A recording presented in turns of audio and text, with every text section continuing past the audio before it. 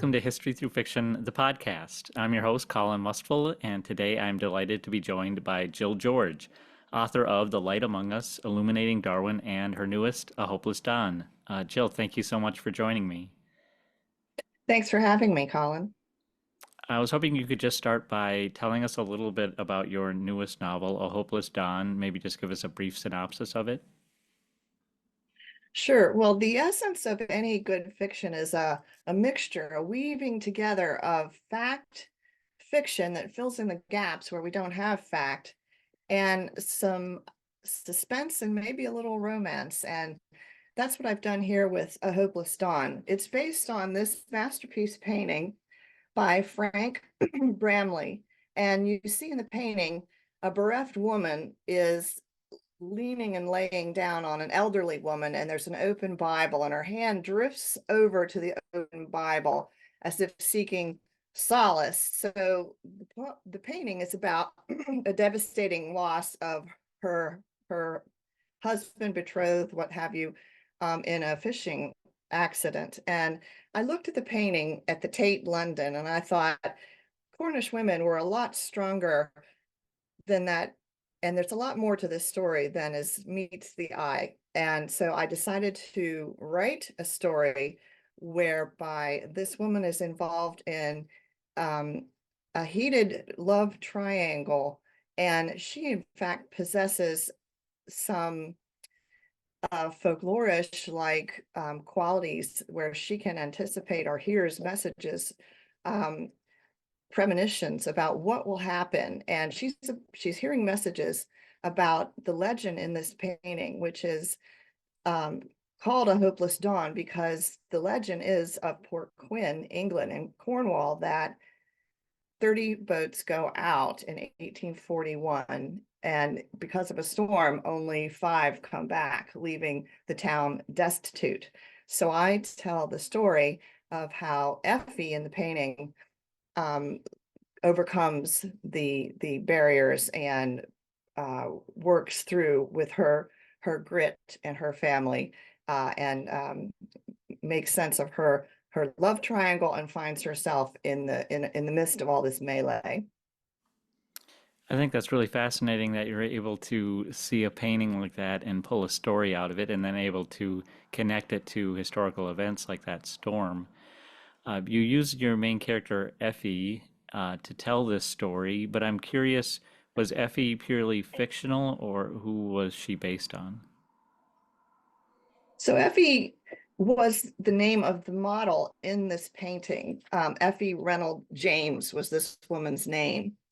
I don't know anything about that actual woman other than she was Frank Bramley's model, and she posed for the painting in a thatched cottage in Newlyn, Cornwall, where Frank had his studio. Um, and to me, she just represents many of the fisher women who were, of course, real and had a very um, difficult and hard life supporting their husbands and their families in that fishing way of life. And that is fact. So I wove in as much fact about their daily lives as I could. And that is exactly what Frank Bramley wanted to accomplish with his paintings. It's paintings about social realism. And so I wanted to continue to tell the story, weaving in facts about mining industry, local farming, the women's role in supporting the family, and pushing those boundaries a bit, to help people understand how difficult it was to be perhaps a very brilliant woman in those times. Can you talk a little bit more about the daily lives of these people? You gave us a good idea of well, we might all have an idea of what it might be like to live in the 19th century and try to support yourself. But for me, I live in the Midwest in the United States. Uh, Fishing is for recreation here. It's not a way, a way to put bread on the table. Your novel takes place in Port Quin in the UK. So just tell us a little bit more about well, what life was like for those people at that time. Well, they were scholars of the sea. They took notice and studied everything about the sea, including birds and where birds flew and where birds dove in to fish, tides, wind, moons, everything put together helped them figure out how to get their livelihood. And they were very dependent on mining, farming, and fishing. And oftentimes, a seaman would do some mining and some farming as well. But the women would not necessarily go out in the fishing boats, but they would take the catch and haul it on their backs in these huge baskets with these ropes that would hang down.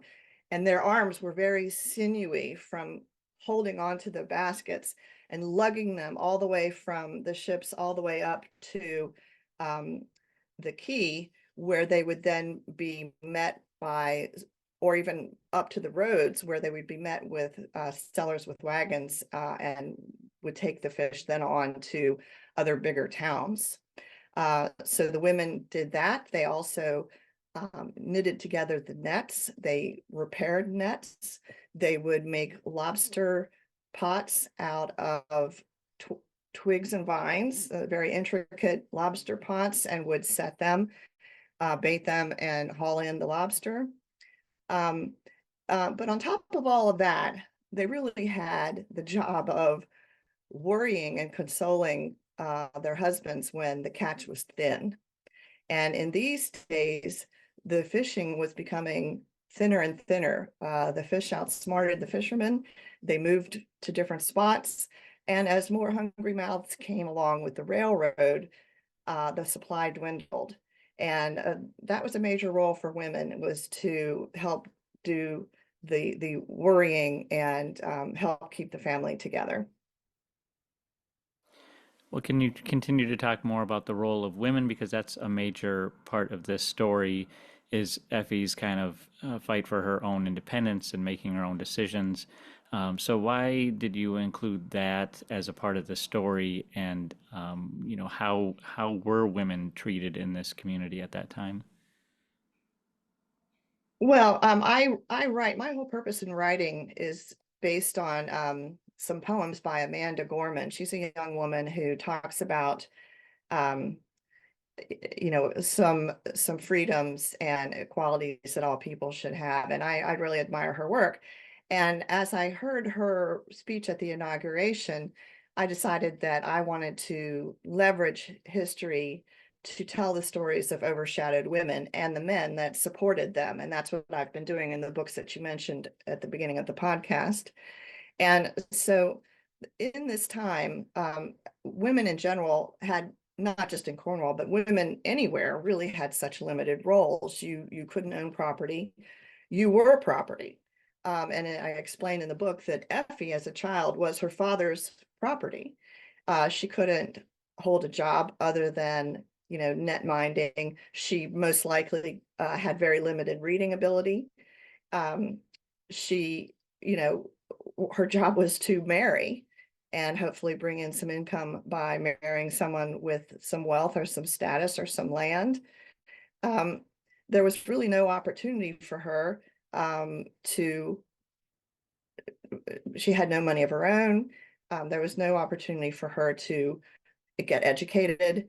And so I tell the story of how she had to pull herself up by her bootstraps, literally, and try to find ways to educate herself because she didn't want the smelly lobster pot life, where you had to walk around in wet clothes and wet boots and, be ordered around by your father who um, had limited means himself.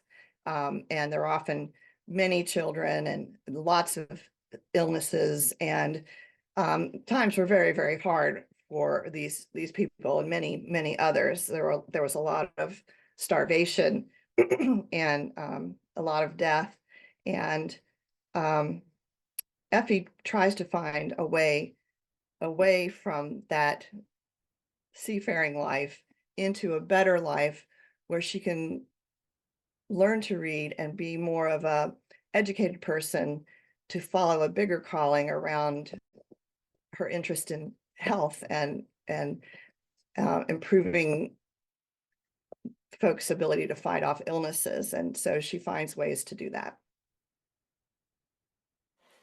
And you gave her kind of a unique talent. What was that unique talent? And not just, what was it, but also as a storyteller, why did you decide to incorporate that into this story? Um, well, she has the unique talent of some premonitions, if that's what you mean.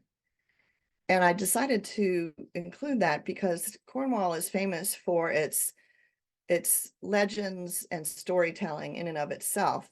When you go there, you're impressed by the majesty and the magical nature of the landscape and the culture, where um, you can find relics about mermaids and giants and all other kinds of lore that help people explain or deal with their geography and unexplained mysteries from the deep. And I tried to include some of that in the story by enabling her to be able to foresee or receive messages from uh, premonitions of those trying to tell her something. But because it's very fuzzy and cloudy and confusing, she has a hard time figuring out what these things mean. Uh, you mentioned your previous novels as well, The Light Among Us and Illuminating Darwin. So what do those stories center around? Well, all my stories center around light. And again, Amanda Gorman mentions trying to bring light into the world to make the world a better place. And in Illuminating Darwin, Arabella Buckley is unlikely heroine. She's a reverend's daughter, and she, again, has limited options. Even though she comes from a wealthier London city um, environment, her options are to become a governess, which is a 16-hour day, or maybe a secretary to someone. And she finds a way through her own networking to become the assistant of a famous scientist who happens to be best buddies with none other than Charles Darwin. And through Charles Darwin, she actually impresses the scientific minds, the greatest minds of the world, and becomes their megaphone, if you will. She becomes the one that articulates the theories for the masses of Charles Darwin. And who's your protagonist in The Light Among Us? The Light Among Us is a true story about Elizabeth Carn, who was a fascinating woman who lived in Penzance. And I've actually stayed in her house and in her bedroom in Penzance on Chapel Street. Um, it's a gorgeous big house. They were extremely wealthy. So now we're talking about the other end of the socioeconomic continuum. And she followed her father's and grandfather's footsteps, studied on her own to become a, a geologist who was published. And she was the first woman included as invited to be a member of the Royal Geographic Society. And so she achieved many, many written accomplishments as well as philanthropic accomplishments, started many schools in the Penzance area, and was just an incredible beacon of what was possible for women in those times. I imagine these women you write about have good leadership skills, and that's something that's in your background. I was hoping you could tell us a little bit about your background in leadership and how that contributes to your role as a novelist. Interesting question. So I am an industrial psychologist, the kind of psychologist that applies psychology to work behavior for big corporations usually. And we can help collect data about leaders to predict with a fair amount of accuracy which people will be the right kind of leader for a strategy or which leader will be the right kind of leader for a high involvement workplace, for example. And so I use that knowledge to build character profiles for each of my characters. That's one of my tools that I use when I write. And so I include dispositional factors, personality factors for my characters. What are their strengths? What are their derailers? What are their foibles? And I stick to this profile when I create different scenarios. How would this person react given their profile? And so that helps me stay consistent and true to the character throughout the book. Wow, that's really interesting. So you actually sit down and write out their profile. Is this before you write any scenes, or at what point during the process do you create these profiles? I do this at the very beginning of the book. Now, some other new characters pop in every once in a while, and so I'll have to then loop back to my profile process. But at the beginning of the book, I write profiles for all the main characters, the protagonists, the antagonists, um, and I try to um, envision clearly what would be required of them, what kind of knowledge or abilities would they have to have to then perform in the book or act in the book the way the story will go. So it's kind of chicken or egg. Do you start with the story arc first or the character profile? But do you see the two have to sort of weave together? I saw something on your Instagram of one of the men in A Hopeless Dawn. You made an illustration of him. Is that what you were picturing in your mind, and how did you create that illustration? Um, so I've been dabbling with Chat GPT to do drawings because really a horrible artist and I wish I could draw and paint, and I'm trying to create, or I have created an e-zine for my book, A Hopeless Dawn. And I've noticed that Chat GPT now has the drawing capability hooked into it. You don't have to go outside Chat to get to the other Chat drawing tool. And if you describe your character in detailed words about how the person looks, he has a forlorn look with blah, all of these traits, it will produce the picture for you. And sometimes it works out really well, other times not so much. But then you can go back and revise with your words the person, and it will iterate and go back and redo the drawing. And that's how I came up with that picture um, of that particular character, handsome but very disturbed character. That was really neat. Let's talk about your author journey. Where did you always want to be a writer, and when did you first decide to start writing historical novels? And then, what has the process been like for you along the way? So I have enjoyed writing all my life. Most people told me I was not a good writer and to not do it. And so it was one of those, you know, try to find a job that pays really well type of things. But when I was young, I would time travel in my closet. This was something that I tried to encourage my other little friends to take part in. I don't think they were quite the history person I was, but I would time travel in my closet to Boston Tea Party and to Jamestown and of course Victorian London. So I think that's all where it started. And then when COVID hit, um, I really had kind of an epiphany about what is really valued. And I wanted to leave a legacy about women and women's roles and what they could be, and to show how other women have been paving the road to push boundaries with men in support of them for centuries, and that it's been here all along, and that we can continue to do it and take courage from them. And so I thought to myself, you know what? I'm going to write this novel about Elizabeth Corn. I had just been researching Cornwall because I just happen to love that area so much. and her name came up, and there was nothing really written about her. And I decided to contact the people who had written a little bit about her. And I said, I'm going to write a book about her. And my family thought I was nuts. And lo and behold, I did it, and it kind of flopped out like a whole fish, like Hemingway says.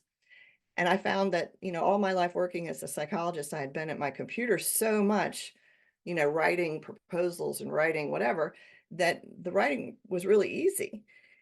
And so that was my sort of proof of concept book. And then I again fell in love with the character Arabella Buckley and spent 2 years researching and writing that. And I've been to England 4 times researching that book, and just love the research. And I got letters from all over the world to leverage in the book, and just never had so much fun, honestly, in my life.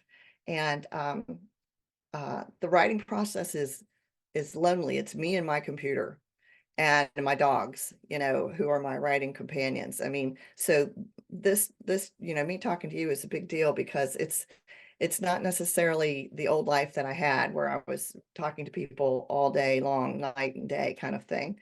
Um, but at the same time, I thoroughly enjoy diving into books like A Hopeless Dawn, where I have the characters talking to me 24/7, and I just love being, putting myself into Cornwall, and imagining what it was like to live there, back in my closet. I'm time traveling again. So I absolutely love writing. And I say on my Instagram, writing is like chewing. It feels so great to be developing or creating an asset, telling the story of someone who really deserves a better story. Well, as fun as it might be, I'm sure it is work, it is intensive labor, it is, sounds like you're putting money into it if you're traveling to London to do your research. Um, I've actually read two of your books now and provided blurbs, and they're good books. It's good writing, they're good stories. But it's also a lot of challenges for you, a lot of challenges for all kinds of authors out there.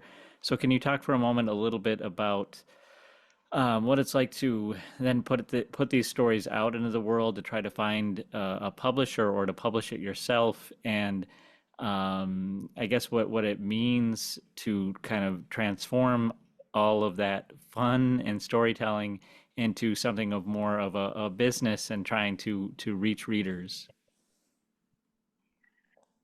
Yes, I also love the marketing side of things. I did a lot of marketing in my old life.